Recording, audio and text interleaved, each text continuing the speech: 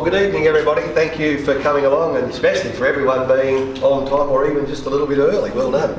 I'm Peter Mancell, the founder of Mancell Financial Group, and joining me tonight we've got Wayne Edmonds, Glenn Hawley, Brett Jones and Graham Sykes. Tristan Dallas, our sixth advisor, would have been here tonight, and he sends his apologies. Unfortunately, last Thursday he was diagnosed with shingles, and he's contagious, so it's better that he's actually not in the room for all of your sakes. Anyway, it's wonderful to see so many long-term clients in the room, and indeed for some of us some new faces that we've not yet met, friends that we get a chance to make. I know that most of you look to us at Mancell Financial Group for our investment and financial strategies that are designed to help make your lives better. And whilst money is important to all of us, and we all need money to live on, more importantly we need something to live for. And that usually involves people, and generally people we care about the most, our loved ones.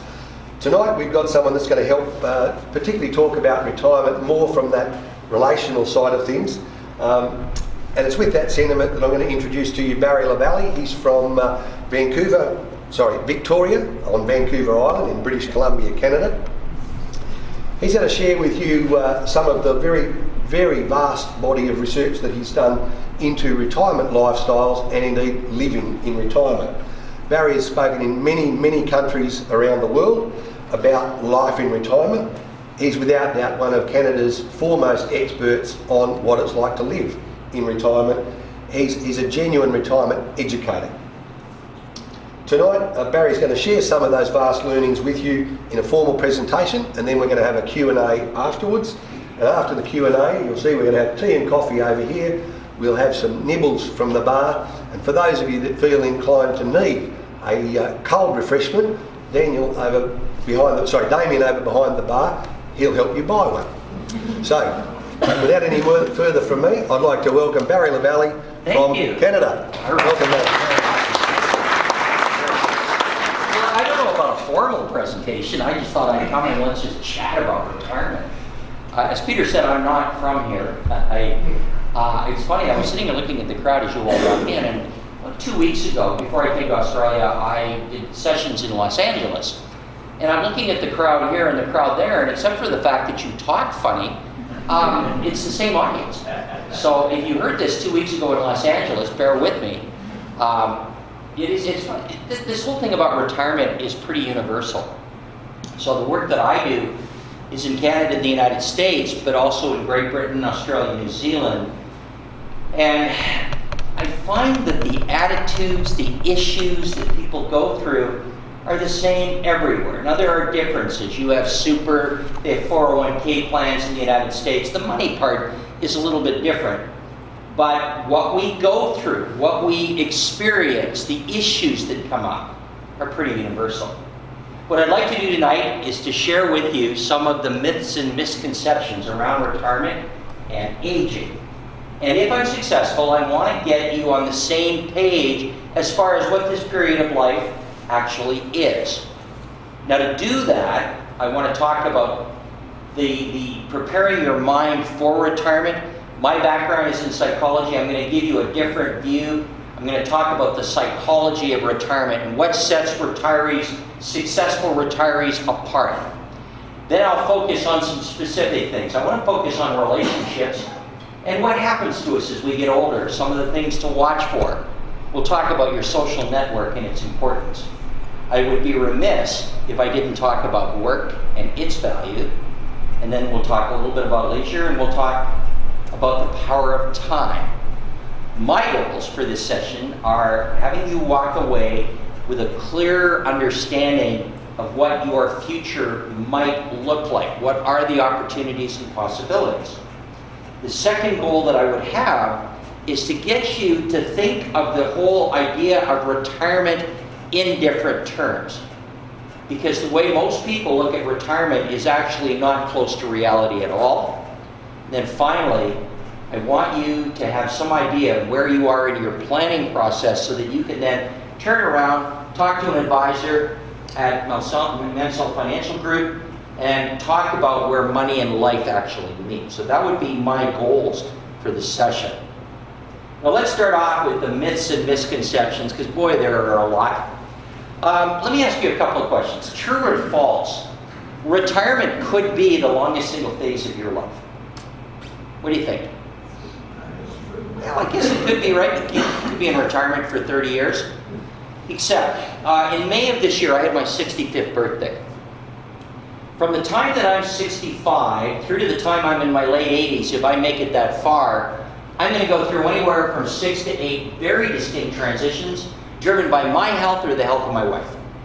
It's not one long life phase at all. It's a multi-phase journey. Much of it driven by health. And so as we look at this period of our life, we've been told that we should practice for it like this is the beginning of a 30-year long weekend. That the main thing you have to consider is, what are you going to put on your bucket list? That every day is Saturday.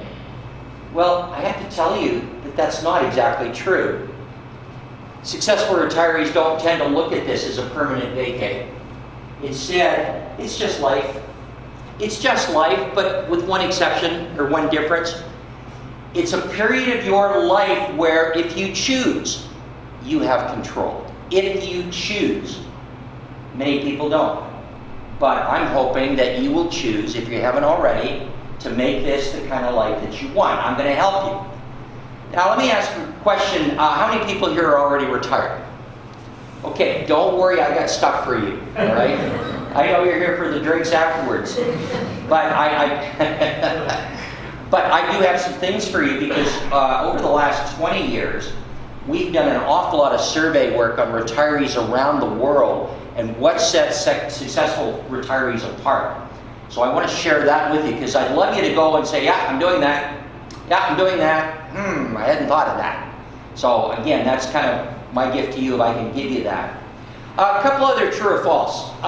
True or false, the key to a successful retirement is having enough money to enjoy your life. How many people say that's a key? That's the key. Nope. You know, a lot of people do. Okay, good. Thank you. Thank you for your honesty. Now, why do you say the key is having money? What's that? Gives you freedom to do. It could, yeah. It could give you more freedom. And this is all about freedom, right? It's all about independence. How about happiness, though? Is there a tie between how much money you have and how happy you are? A study came out of Great Britain last year, and they looked at affluent Britishers and what their perceived level of happiness was. And they found out there was no correlation between how much money they had and how happy they were. And I guess we could see that from lottery winners. You know, lottery winners don't tend to do well. But it was interesting, the researchers said that if you have money, it makes sadness easier to handle. So I thought, well, that's okay. We should get something out of that. True or false, you become a new person when you retire. Now let me explain that one. Because in the workshops I conduct, people will say, we're going to be so happy. We're going to go here, we're going to do that, we're going to be so happy. We're miserable now, but we're going to be so happy. If you're miserable now sitting in this room, I got nothing for you. You are who you are, and I want you to remember that as you go into retirement. You are who you are. You want to know how you're going to spend? How do you spend now? Because we don't tend to change. In fact, we become more of who we are. In psychology, it's called continuity theory. We have a difficult time, generally as human beings, handling the aging process. A lot of us can be age accepting. We can say, well, I'm 65, that's what I am, can't complain about it. And next year when I'm 66, I won't complain about it either. But for many, it's hard to know that your life is moving towards whatever it comes. Well, you guys all know how it ends, right? Everybody knows how this ultimately, all right, good. So that becomes tough. So psychologists have coined the term continuity theory. And what that says is that for most people, as you get older, you don't want to do a lot of new things. You don't want to move outside of this security blanket that you put around yourself to protect yourself from a world clearly gone mad. The older that we get, the more that our prejudices become ingrained, the more that our biases become ingrained, which I find interesting because if you look at political discourse in the 4 baby boom countries, which are Canada, the US, Australia, New Zealand, you can see that left, right, there's no discourse between the two. In the United States, for example, you have all of these baby boomers who, using continuity theory, basically say, I'm a Republican or I'm a Democrat. You can't convince me not to be a Republican because this is who I am. It's my security blanket. And if I somehow get persuaded I should listen to you, then that just makes my head explode. I can't do that. And so there is no discourse between left and right. That's continuity theory at work. We don't become new people. But the people who are successful know that the habits they created when they were younger are the same habits that are going to make you successful in retirement. So let me explain. There are self-directed people and there are other directed people. This is called Locus of Control. Here's what it means. Self-directed people believe that they can control certain elements of their life. They can control their happiness. They don't walk around saying, I'm so unhappy, because the response is, well, you've got control over that, fix it. These are people that their sense of achievement comes from what they say it is, not from what other people say it is. They don't look at the weather and go, I'm so depressed because it's raining. These are people who say, all right, it's raining, I'll find something to do. So these are self-directed. Other directed people are those people that nothing is ever their fault, that they can't make themselves happy, they need other people to make themselves happy. My mother, prime example, my mother is 87 years old. She is an American football fan. So when the Super Bowl was on, she phoned me up, and I don't live in the same city she does, but she phoned me up, she said, I want to watch the football game today, but I have no one to watch it with. I said, well, Mom, I have two brothers who live where she lives. Phone Gary or Tim, say I'm coming over. Better still come and get me. I'm going to watch the football game. She said, oh, I couldn't do that. I said, why, Mom? She said, those boys are funny. She said, you can't just invite yourself over. Well, I'm going to give her that. Those boys are funny.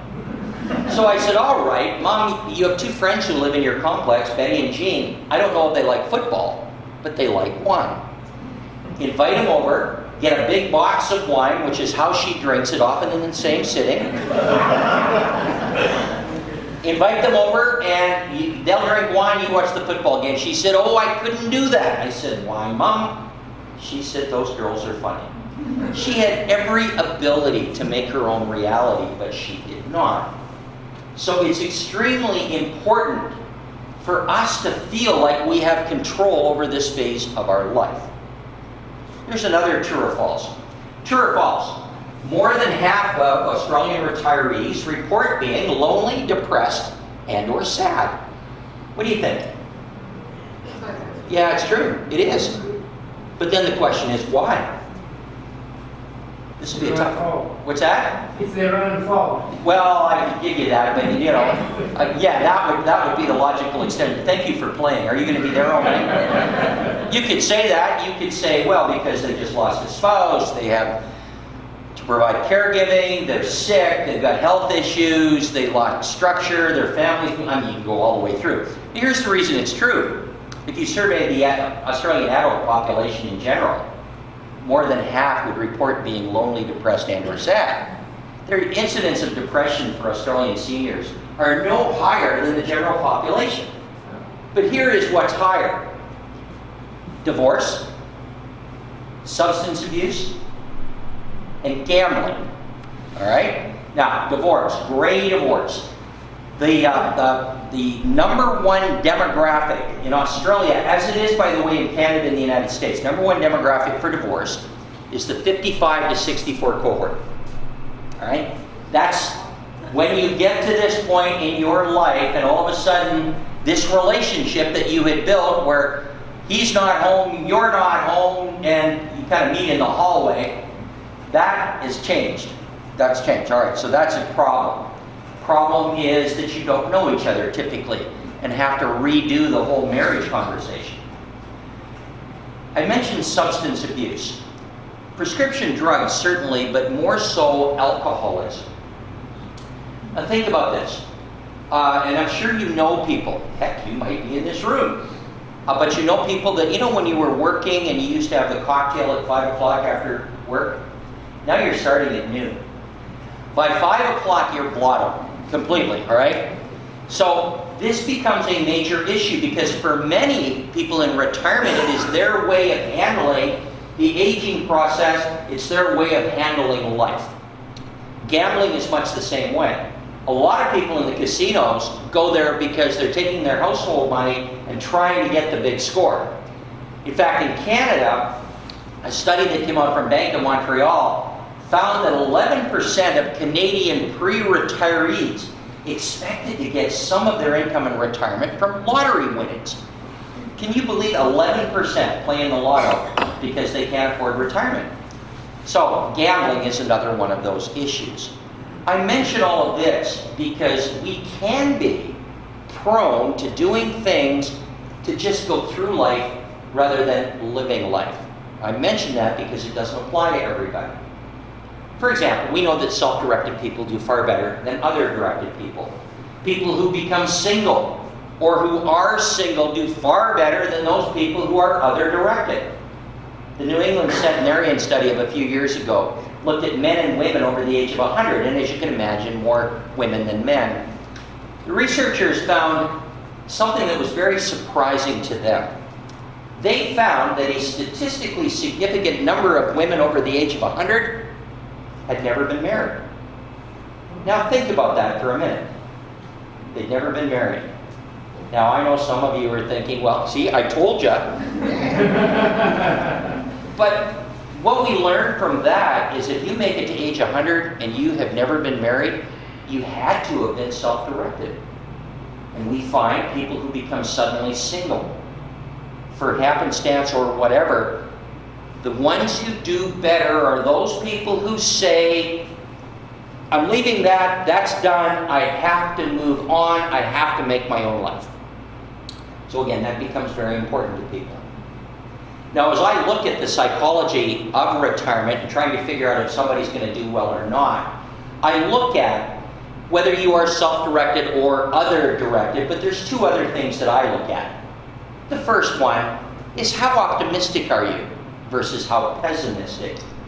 Now, as you look at your life, as you look at the future, are you full of hope? Are you full of optimism? Do you have an optimistic outlook? Or are you like a lot of people and you're just grumpy? The whole world makes you grumpy. And you're looking at life and going, well, this sucks. Now, two different kinds of personalities. We know from studies that optimists do far better than pessimists. They live longer than pessimists. Interesting though, whether you are optimistic or pessimistic doesn't just start in adulthood. Because you are who you are, it probably started when you were a child. There's the story of the psychologist who took two twins, 6 years old, and they wanted to test their degree of optimism or pessimism. They took the little boy who was terribly pessimistic, and they put him in a room full of every toy, candy that he could possibly want. It was like a party. They stuck him in the room. And then they took his little sister, and they took her, she was an optimist, always optimistic. They took her out, they put her in a barn, and in the middle was a horse manure pit. So, 3 or 4 hours later, they look at the little boy, and he's in the room crying, broken toys all around him. And they said, well, I don't understand, you had everything here, what's wrong? And there wasn't this toy, or he ate that food and it made him sick. It was everything he could possibly have not liked in a room where there was nothing to not like. He went to the barn for the little girl, and first they couldn't see her. They looked in the pit of horse manure. There's pieces of horse manure flying up all over the place. They dragged her out. They said, what are you doing in there? She says, there's got to be a pony in there somewhere. So we got to be optimistic. The third thing I look at is whether you create positive stress in your life or negative stress. And this has direct implications to healthy aging. We all know people that create negative stress. They walk into a room and they suck the oxygen right out of the room. These are people, again, they're pessimistic, but they let you know they're pessimistic. They are under terrible stress. They create nothing but negative stress in their life. They imagine things that will not happen, but they've decided that it is going to happen. They look at the stock market and they think it's the end of the world. It may be, but these people are bound and determined that it's the end of the world. Now, on the other hand, there are people who create lots of positive stress in their life. They're always trying to do things that make them happy and make them feel at peace with the world. Let me explain what happens from our hormonal system when you are creating negative stress. If you are walking around constantly worried about everything, you produce a hormone called cortisol. Anybody heard of cortisol? All right, cortisol, which was the flight or fight response. Its role in your life is if a tiger is going to eat you, it marshals all of your resources to fight the tiger. There's parts of your body, like your digestive system, etc., you don't need when you're going to fight a tiger. If you survive, then we'll work on that. You can see what cortisol does is it enlarges your heart to get more blood flowing. It increases the size, or shrinks your arteries, increases your blood pressure, causes you not to sleep at night, gives you hot sweats. Maybe the most important thing is that it undermines your immune system. Now, I say this because I want you to remember how people die. We might die of happenstance. We might die of accidents. But you know that nobody has ever died of old age, right? We don't die of old age. Generally, our immune systems get to the point they become compromised and we get sick. We tend to die of disease. In Australia, the number 1, 2, 3, and 4 causes of death for Australian seniors are cardiovascular, stress-related cancers, strokes, and diabetes. Those are the 4. All of them can be related to the production of cortisol and to how we respond to our world. In short, at this period of your life, you do not want to take on any stress if you can avoid it, but you certainly want to be able to control how you look at it. You can't get rid of it, but you can look at it, and here's what successful retirees do. They produce 2 kinds of positive stress. It's called eustress, E-U-S-T-R-E-S-S. When you are really happy, when you are watching your grandkids play or your kids play, or you're just excited, you get that feeling of elation. That's called serotonin. Serotonin is the happiness drug. It is a neurotransmitter. It goes directly to the brain's pleasure center. Now, when you are at peace with the world, when you're having a spiritual experience, when you're in church, when you're in love, when you look out at that vista of the ocean, and you look at it and you go, you know, that general overwhelming sense of it's all right? That's called dopamine. Also a neurotransmitter, goes to the brain's pleasure center. Now, whether retirees realize they're doing it or not, successful ones will generally do more things to produce dopamine and serotonin and fewer things to produce cortisol. So if we were in one of my longer workshops, we'd do an exercise. And I'd have you write 3 columns. In this column with a big X is everything that you do that would produce cortisol. Even if you don't understand what it is, understand if you're under negative stress, you're going to produce cortisol. Write down everything. People, places, things that stress you out. In this column, everything in your life that would make you happy. All the activities, the people, things that you like to do, that's going to be serotonin. And in this column, everything that puts you at peace with the world. And as you work out your plan, you want to do more things in these columns and fewer things in those columns. What we find with successful retirees is that they live life on purpose. In other words, they actually try and focus their life on the things that they like to do. Because you see, it's all about balance for them. And this whole concept of balance is what I would like to present to you as what the definition of retirement actually is. We often think retirement is not work, but that's not true anymore. Retirement should include work, as a matter of fact, and I'll explain that in just a minute. But this concept that, you know what, you work for 50 years or 40 years, and all of a sudden now you're retired, never going to work again, never going to do anything again, that's it. It's a permanent vacate. Think about that for a minute. Is that really what you think it is? Because we are not meant for leisure. You know that. We're not meant for leisure. So successful retirees will actually build a balance to their life. Their definition of retirement is to say, look, I hate the word, but what it means to me is the freedom to choose, the independence of thought, the ability to make my own way, to decide what life I really want. That is retirement. And I've often said, you know, people will say, well, how do I know when I'm ready to be retired? And then my response is, when you wake up and you say, from this day forward, I can do what I want, and when I want, and how I want, you're retired. By that definition, those of you who are still working, doesn't matter. You're retired. Because the moment that you decide you have control, then you're ready to shift gears into this next phase of your life.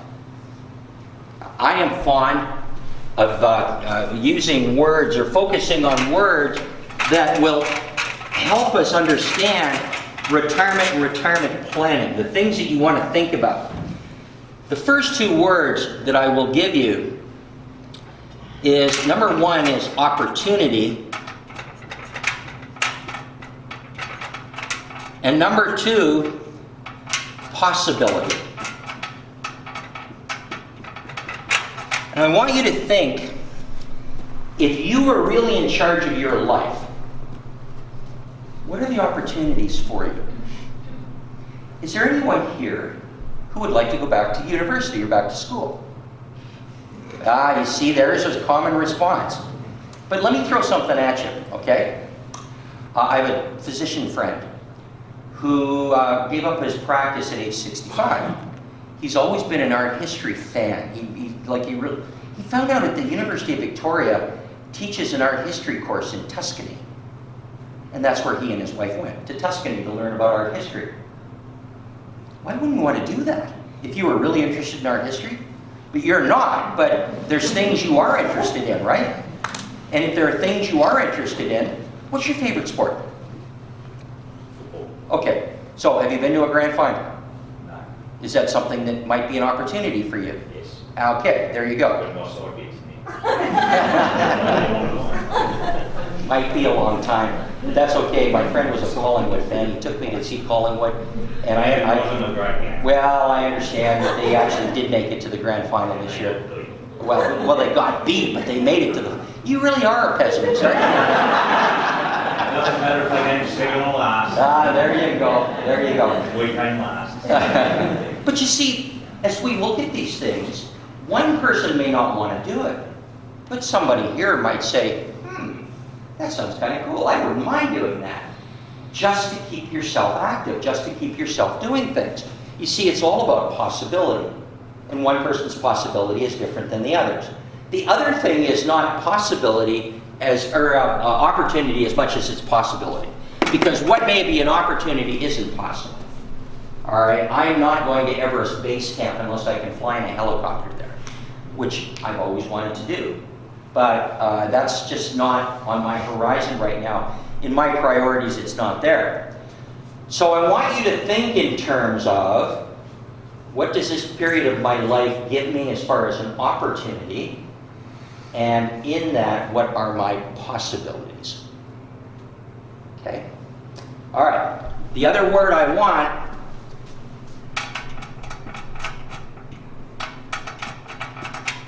is control. What can I control in my life? What can't I control? One thing I know I can control is my attitude. So if I get sick, I can control my attitude towards that. If I have down days, I can control my attitude, not by getting rid of the down days, but saying, you know what? Today might be a down day, but I always know tomorrow is going to be better. And so you're always thinking of the positives in those terms. I have control over certain things in my life. I can control how I feel about things. I can control what I think is an achievement. I can control my happiness because I'm the sole determinant of what that is.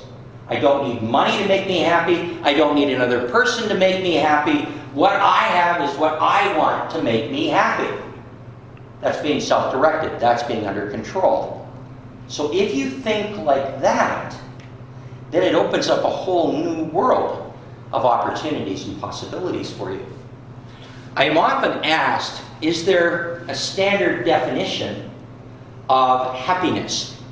Because a lot of people say, well, I'll be happy if I had money, or I'll be happy if I'm in a relationship, I'll be happy if it was like it was 20 years ago. But there's been a lot of work in the area of positive psychology to define what happiness is from the standpoint of how our bodies and minds react to our world. There are 5 elements to happiness. This is work done by a fellow named Dr. Martin Seligman, who I followed for a number of years. Seligman has developed what he calls his Perma Formula. P-E-R-M-A. All right, it's an acronym.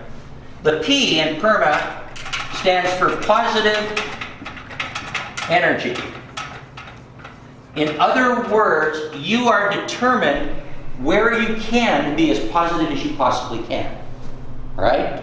You make lemonade out of lemons if you can. And even if you're undergoing something where initially it's not possible to be positive, you try and find a way to look beyond that. So we need positive energy. The second thing we need to be happy is engagement in life.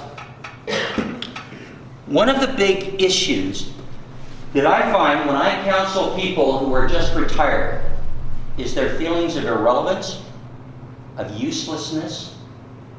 And they look at them and, I used to be relevant when I was working, when I was running a plant, or when I was in charge of whatever I was in charge of. Now I'm retired. I've almost become invisible. So we need to feel like we are still engaged in life. Successful retirees tend to do a lot of things. They're always out in the community. They are trying to keep themselves as active as possible. That's not just by accident. For many of them, they've always been that way. But that's one of the 5 elements of happiness. The third one, the R, is for relationships. We need relationships. Human beings are not meant to live by themselves. In fact, did you know that we produce more serotonin and dopamine from our relationships than anything else that we do? So we need them. Now, some of you are introverted, you don't like people, and no matter what I say, you're saying this is too stressful for me. And some of you, you're extrovert. You're just annoying, is what you are. But it's the people in the middle, we call them ambiverts. These are people who have elements of both being an extrovert and an introvert. They know that they like friendships, but they don't go out of their way to create them. And I'll talk more about this in just a minute.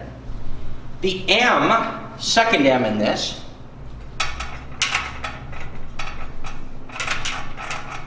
stands for meaningful and fulfilling activities. Let me explain what I mean by that. If you're enjoying retirement, 3 kinds of activities that you have. You have fun activities, produce a lot of serotonin, and you should have those. There are meaningful activities, and those activities are what you do to make you feel like you're relevant in the world. And the third one is fulfilling activities.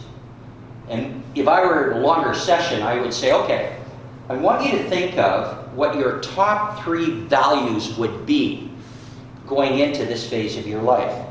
I'll tell you why I ask that. It's not because we want to get all zen and have group hugs at the end of this and all that stuff.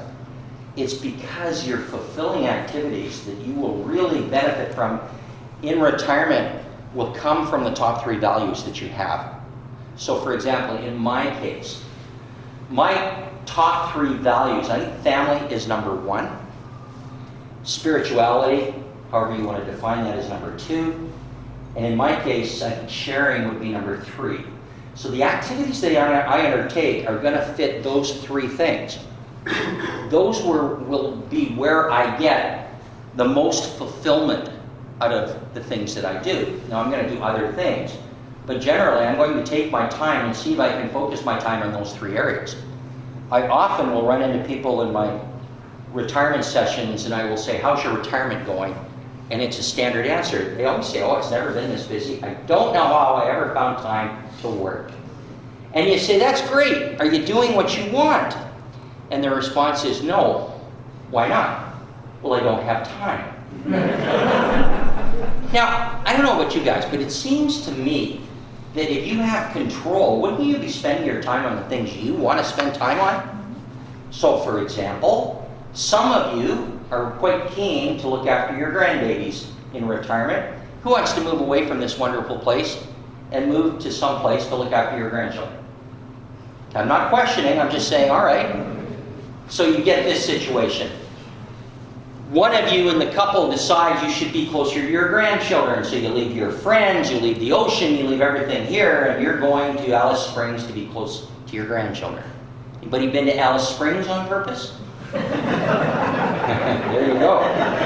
Now, nothing wrong with Alice Springs, but when you get there, how much time are you going to spend looking after your grandchildren? You know, pretty soon your son-in-law will take you aside and go, Dad, you know, we're paying $1,000 a month in daycare. Why don't you look after your grandkids full-time and we can save $1,000 a month? You see, they don't think we're doing anything because we're retired. So I'm going to take the time and spend it doing the things I like to do. And I'm doing that first. And then everything else can fit in around it. So this is more about balance than anything else.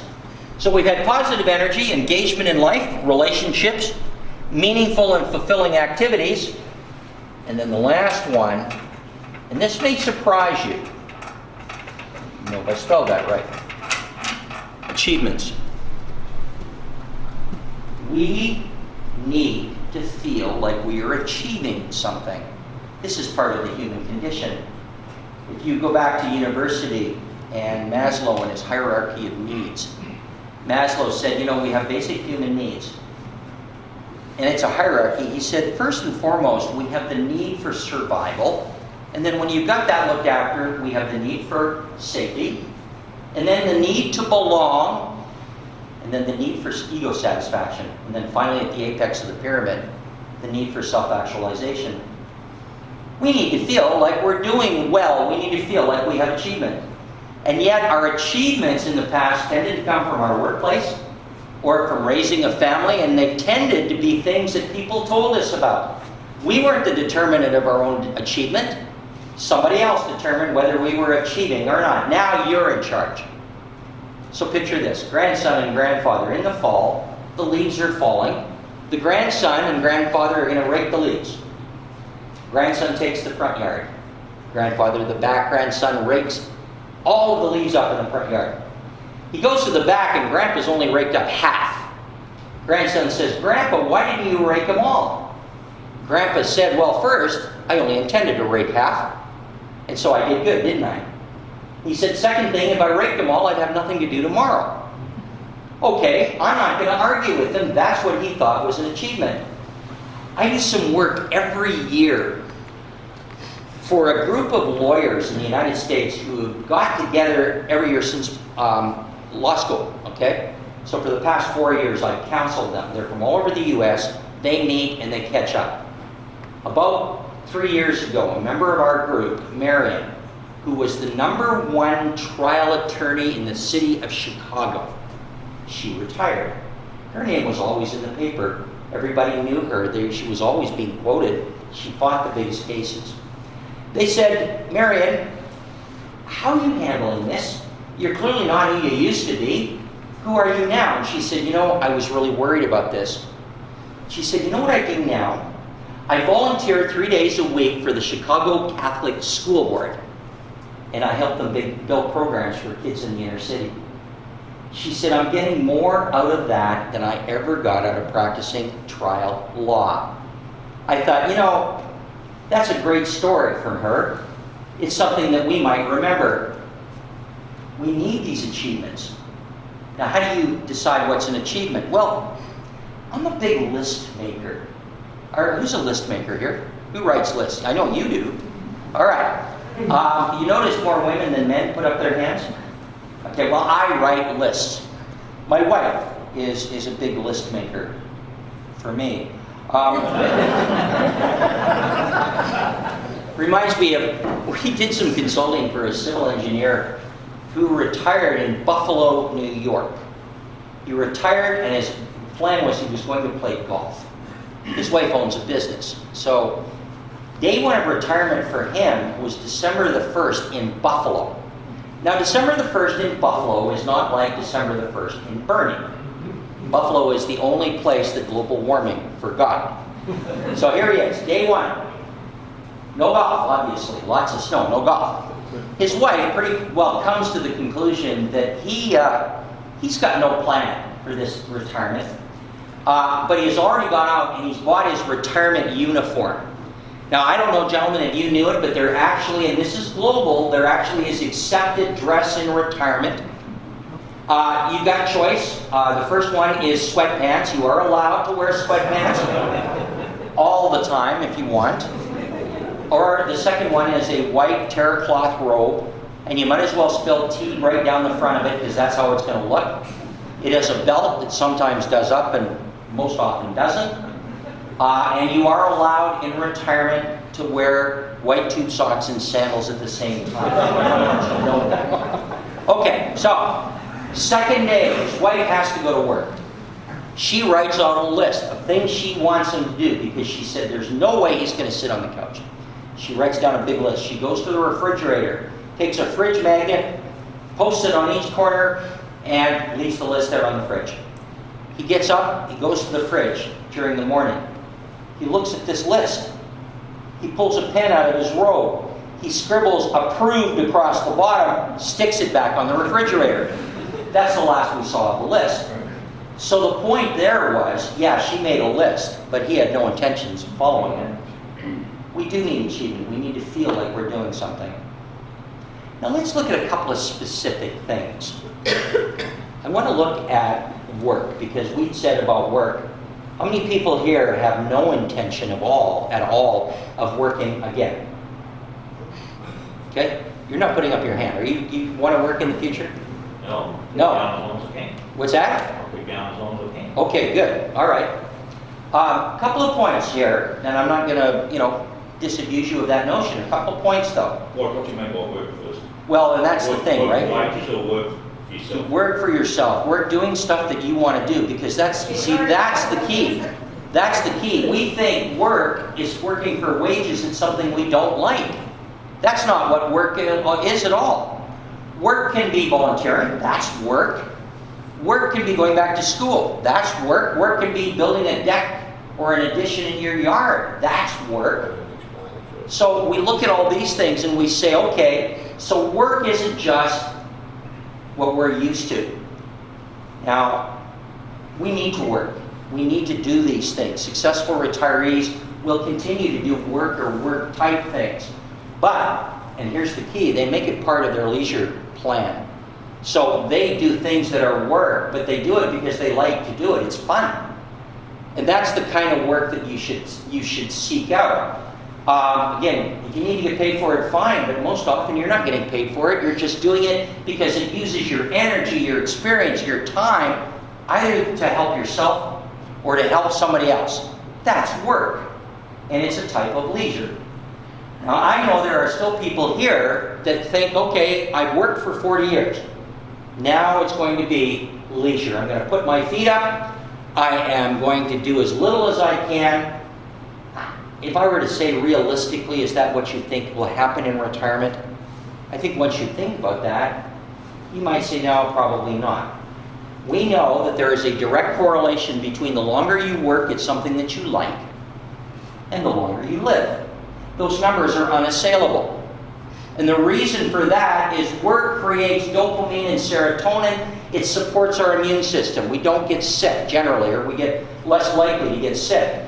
And the study out of Australia this year really backs that up. Did you know that for somebody who is doing work for more than, or for, anywhere from 30 to 40 hours a week, doing the stuff that you like to do, that person has a 25% less chance of a cardiovascular incident than somebody who doesn't do that.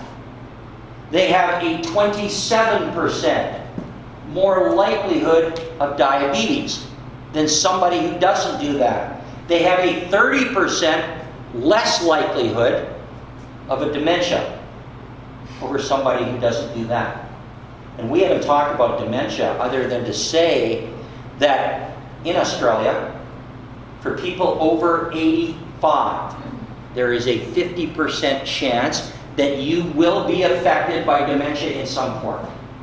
Doesn't have to be to the point where you can't function, but that's when it starts, and it can start a lot easier or earlier than that.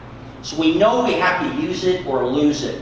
Whatever your plan is going to be, make sure you keep this thing going, because that becomes very important. And work, or workplace replacement, can become the type of thing that you can do that. All right, let's talk about relationships for a minute. I want to approach it in 3 ways. I want to approach your social network, your family, and your spouse or partner. Social network. We have a 50% more, 50% higher rate of bigger social network than we do when we're retired. So in work, you have 50% more contacts, people that you know, than you do when you're retired. That's a big thing. Generally, we don't tend to take our relationships from work into retirement, because the commonality you have with somebody in work, when that disappears, then there's no longer something that is commonality. So if you like the people that you work with, make sure you establish a commonality outside of the workplace. We also know that as we move into this next phase of life, that we have to continue to build relationships. But here's the problem. Women are much better doing that than men. And let me ask you a question. Who tends to have more relationships moving into retirement, men or women? No, we say that, but that's actually not quite true. Men have more relationships, but nothing very close. Like at the end of this, you and I aren't going for a beer and discuss feelings. I mean, you might, I'm not. The kinds of relationships that become important are those relationships that women tend to be better at than men. Nurturing, supporting relationships. So picture this. Wife goes to the back room, there's some footy game on TV. She says to the husband, she said, there's a new couple just moved in, look about our age, let's go meet them. He said, are you nuts? Why would I need to go meet new people? He said, I'm watching the football game, there's no way I'm going to leave. So she said, she goes next door and meets a wonderful lady who says, look, I was going to come over and visit you. She said, but before I got to apologize for my husband, because he's in some back room watching a football game. Now, the two men could have got together, but no, they got to watch their football games on their own. We need relationships, but you have to nurture these things. You have to actually make them happy, or make them happen. Because, again, I told you about serotonin and dopamine. You get more from our relationships than anything else. So, are you able to go out and meet new people? Do you like meeting new people? Some of the best places for people as they age are in some of these senior facilities. Now, in North America, we have something a little bit different. So we don't call them nursing homes, and that's not what I'm referring to. But we've had these seniors communities. Sun City in Arizona or Palm Springs, which is 55 plus. There's usually 2 or 3 golf courses, tennis, activities, and you get a place that's on one level. You've got access to healthcare if you need it. You meet your neighbors. You can do what you want there. That's a pretty good way to get you to meet people, to get you involved in activities. If you don't have something like that, doing things like joining Rotary or joining a men's club or a women's club or whatever, look for those opportunities where you can actually talk to people and be with somebody. All right, let's talk your family. Think about family, and I've noticed it, and that is the older that we get, for many people, the more dysfunctional families actually get. My mother and my sister have had a fight for 7 years. My mother's 87. When my mother was 80 and she was a widow, she decided to date again. She dated a man who was 2 years older than she was. He had jet black hair. He claimed it was real, but every time, and we live in a place where it rains a lot, so you could always tell when he'd been to the hairdressers to dye his hair, because it would come down the side of his face, right? Okay. My sister was upset at my mother because my mother has no money. And this guy has no money either. And from my sister's perspective, she doesn't want to have to look after both of them. She made the point to my mother that at my mother's age, she has no business dating somebody without money. Well, that caused the fight. Now my mother has early onset dementia. She knows she doesn't like my sister, but now she can't remember why. Families can be dysfunctional. But we need family, and family can also be some of your biggest sources of dopamine and serotonin. We need them around. And yet, many of us are estranged from family members, sons, daughters, siblings, haven't talked to them. Some of them you don't ever have to talk to again. But some of them, maybe a phone call might be worthwhile. Maybe repairing a relationship might be worthwhile. I'm not a big believer that we move initially to be closer to family. Because what tends to happen then is you get swallowed up in their life. It might be babysitting your grandkids. It might be getting involved in their fights.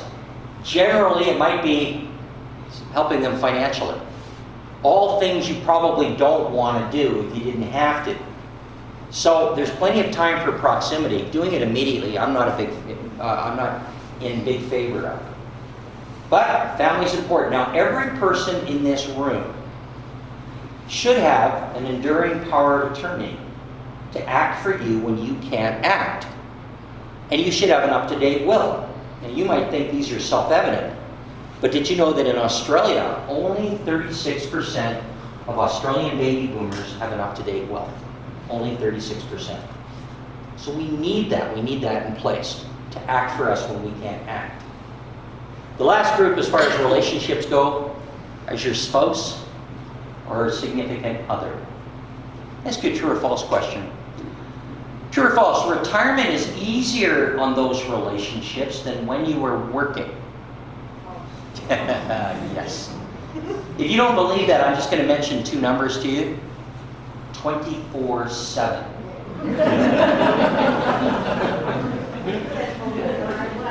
I married you for love, but not for lunch.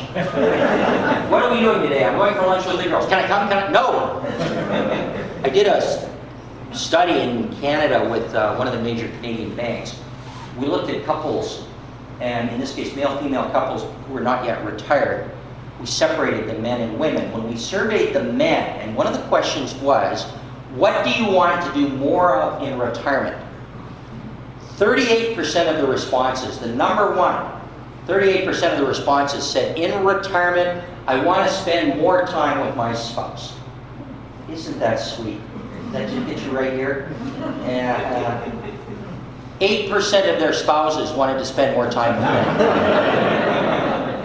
So here, gentlemen, is what you get out of this. In retirement, they don't want you.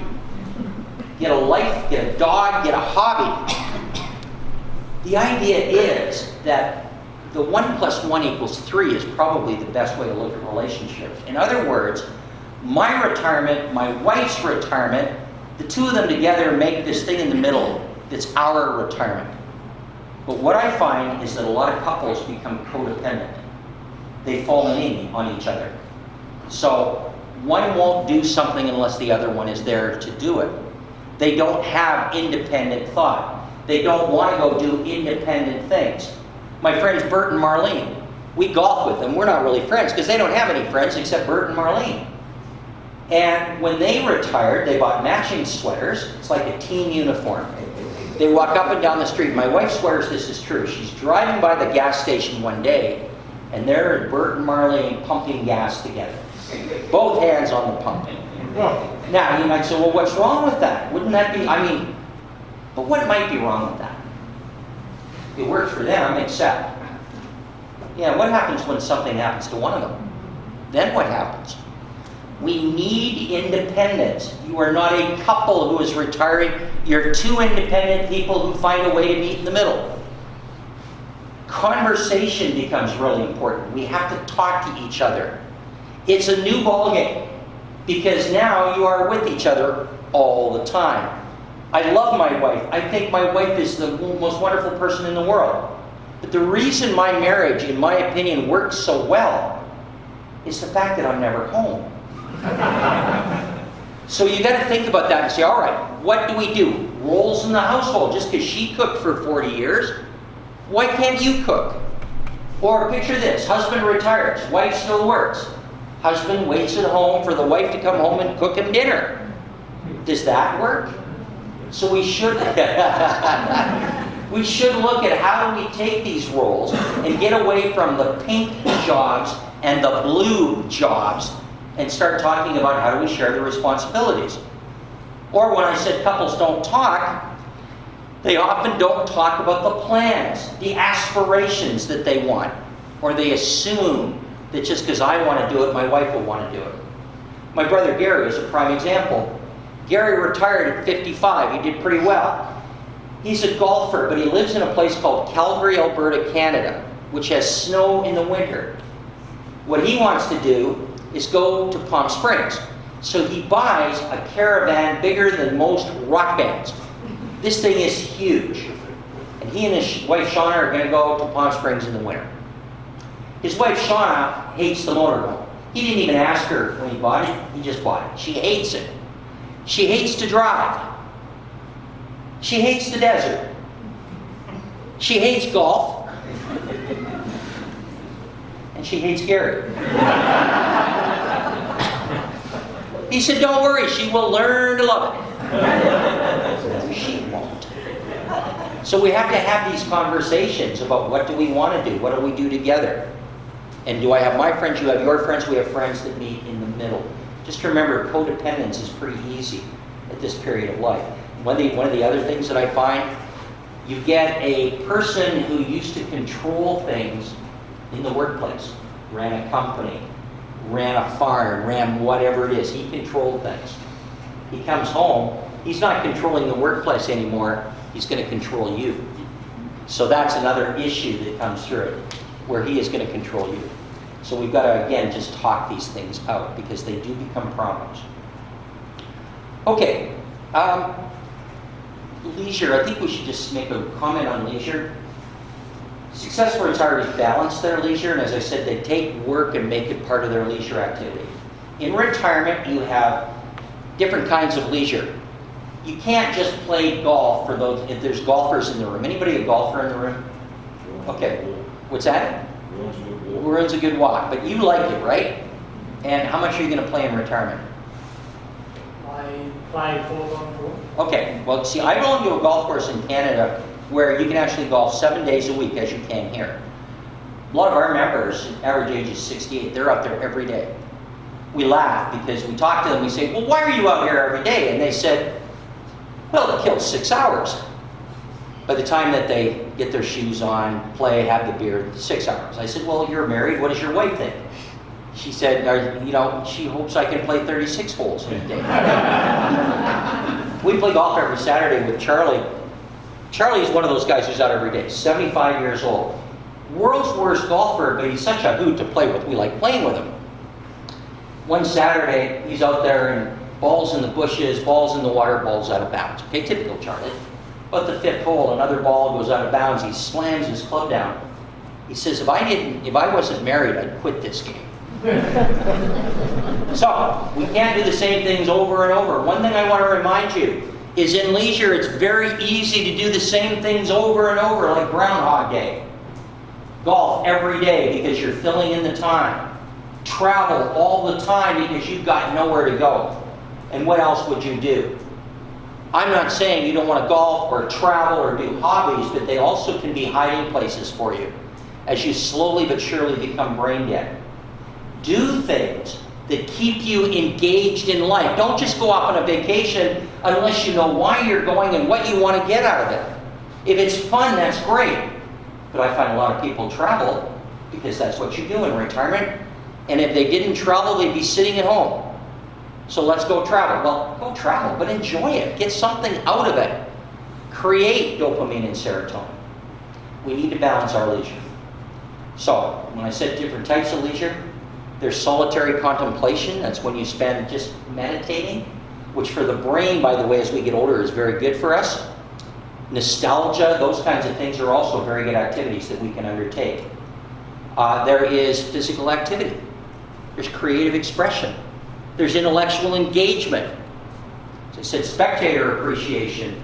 Things that we do that are different, but that leisure and work we can put in together. And finally, I'm a big believer in bucket lists. I think we should have a bucket list, not just of the places that we want to go, but if PERMA is a formula for happiness, why don't we make a bucket list based on PERMA? And here's what we're going to do in the next year, here's what we're going to do in the next 3 years, and beyond. Okay, my last comment, and it has to do with the power of time. Time goes pretty quickly, doesn't it, as we get older? My birthday comes once a week now. I don't know about yours, but it's just like, whoa, okay? I became very contemplative at 65. Not that it was a major milestone, but you look at it, and I'm thinking, you know what, I'm closer to death than I am to Woodstock. You start to look at those terms, too. Is there a way to slow it down? Because you see, we're talking about our retirement.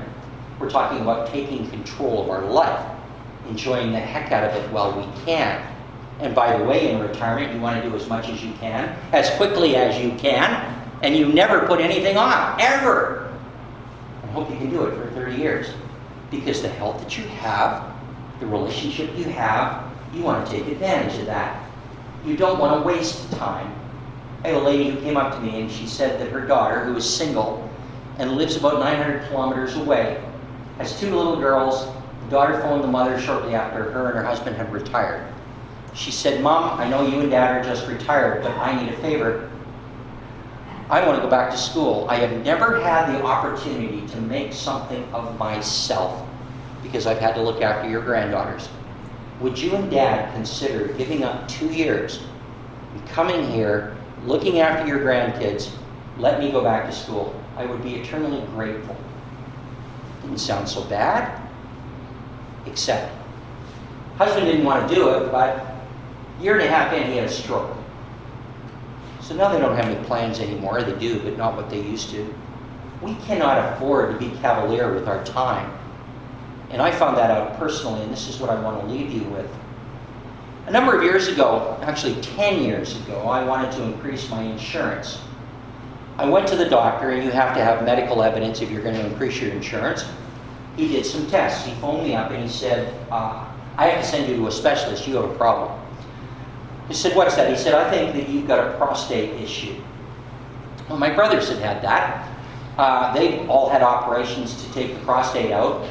And I thought, okay, so what do we do? So I went to the specialist. They did the biopsies, and it came back prostate cancer, but it was advanced prostate cancer. In other words, mine was too far gone to just radiate it or take the prostate out.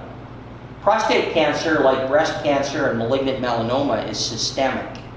If it goes beyond where you can localize it, it gets into your system, and then it's like a marauder. So, prostate cancer. They put me on hormone therapy, and I don't know if there's anybody in this room who's had to go through that. Don't. I mean, you got to, because it's going to keep you alive, but it is awful. I had hot flashes, breast development, all of those things that I don't even want to get into. So, hormone therapy, radiation. Things go along pretty well until 4 years ago. 4 years ago, because I do routine bone scans, it metastasized. Now, we all have experience with cancer in this room. What you don't ever want is when it metastasizes. In the case of prostate cancer, that was a death sentence. 29% chance that I wouldn't live, or 71% chance I wouldn't live 2 years. 29% survival rate. We talked to our doctor again, our oncologist, and said, okay, what? He said, look, there's experimental stuff, but this isn't good, but we'll figure it out. So my wife and I went home, looked at each other, and said, whoa, 2 years, eh? Now, I ask you this question. If you knew you only had 2 years left to live, how would that change the way that you live your life today? How would it change it? Now, the way that we thought it would change it is we thought maybe we should see if we can slow time down. We looked at the bucket list we created and we put it aside. I don't want a bucket list. Why do I need to go travel someplace? to live out my life. Let's see if we can slow time down. And you know what, guys? I found out we could. The way you slow time down is you stop and smell the roses. You take advantage of every moment. And I went around creating and saving moments because I didn't know how long I would be here, how long I would have, but I was going to enjoy each and every minute that I had. Now, thankfully, I was on some experimental treatment. And last year, my scans came back basically clear. Here's why I tell you this story, not to feel sorry for me, but I want you to know, and remember, we're all dying, but that's not the point. The point is, we're all living too. And so you can make a retirement plan financially, you can make it full of your bucket list items and things you want to do, but at the end of the day, it's really, how do you want to spend this life so that you enjoy the heck out of it? That's the message I want to impart to you. I really appreciate that you came out. Ladies and gentlemen, thank you very much for coming.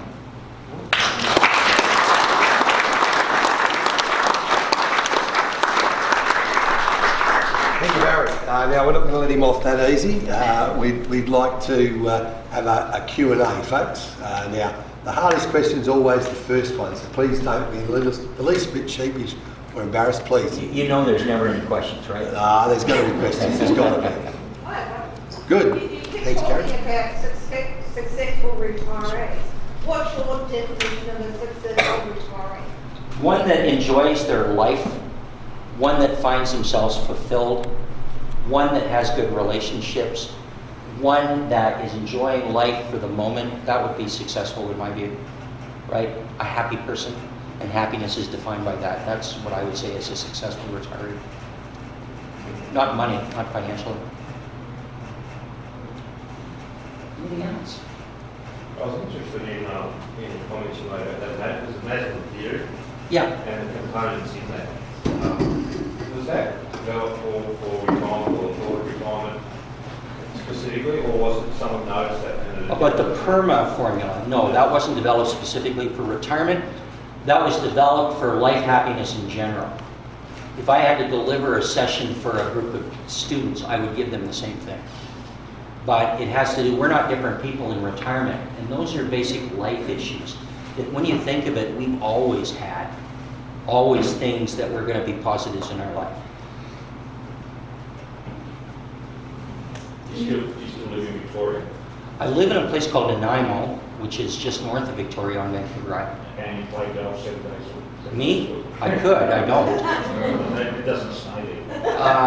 No, it doesn't snow there. Really? No.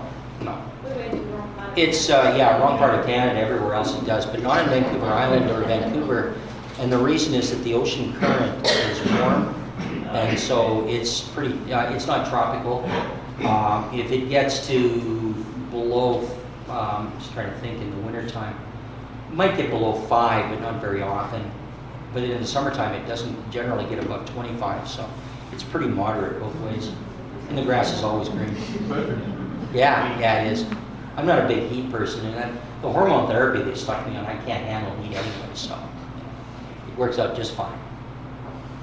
Anything else? How many rugrats you got? How many? Rugrats.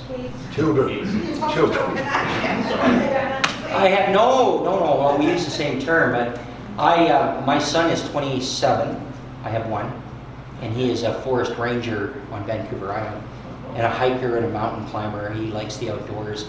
I don't know where that came from, but that's him, and his girlfriend's the same. And you have grandkids? No, we asked him about that. Neither he or his partner want kids, and this was crazy. Peter and I talked about this. They don't want kids because he said, we don't want to bring them into this world. And I thought, whoa, have we gone that far? And but then I said, well, look, what if the person that you bring into the world was the one who was going to fix things? Well, maybe he's thinking about it now. I just had a bit of a question about relationships. You were saying about retiring and sort of losing contact with old workmates and things like that. But nowadays with Facebook and all the digital contact with people, I find my circle of friends are actually larger than it was riddles at work. Are they as meaningful, as useful, those relationships? In my mind, they sustain relationships, but what we really need is the face-to-face contact. We produce a hormone called oxytocin, which is the basic human bonding mechanism. It gets delivered when we see people that we haven't seen for a long time and we give them a hug. It comes from our family and from the people that we're around. So while I believe in social network, and because they continue the conversation, what I worry about is that so many people don't have anything other than an arm's length relationship with people. I have people on my Facebook, I don't even know why they're there, right? I'm not cutting them off, but I also don't have very many people on Facebook. And yet I run into people, and you must also, that have hundreds of people on Facebook. How the heck do they keep all that straight? So. Well, and that's just it, right? Are they friends or are they acquaintances? I actually don't want people on my Facebook that are just acquaintances. 90% of them stalkers. Well, I hope not, but they are. But I cut out the ads. You can actually control Facebook a little bit to stop who's coming on. The one I use, and because I'm still in business, I use LinkedIn a lot. We use Instagram. My son likes to share his pictures on Instagram. I think that's neat. Something we didn't have when we were growing up. I think those are all important things, but nothing beats face-to-face or beats a phone call, or better still, a FaceTime or Skype or whatever you want to do, right? Which I also, that's also social media, so. So you work for yourself? Yes. So it's just you? My wife supports me, and I have. When I say she supports me, what she does is she does my bookings and my billings and all of those. So you're doing what makes you happy? Right now, yeah, I'm definitely doing what makes me happy, and I continue to do it. And to be quite honest with you, I believe that this has kept me alive. I believe that it's kept me alive. So I believe we have the ability to heal ourselves within reason, and so I've tried to marshal all the resources I have to fight this. All right, folks. Any last questions? No. Right, could you all please thank Barry again? Thank you.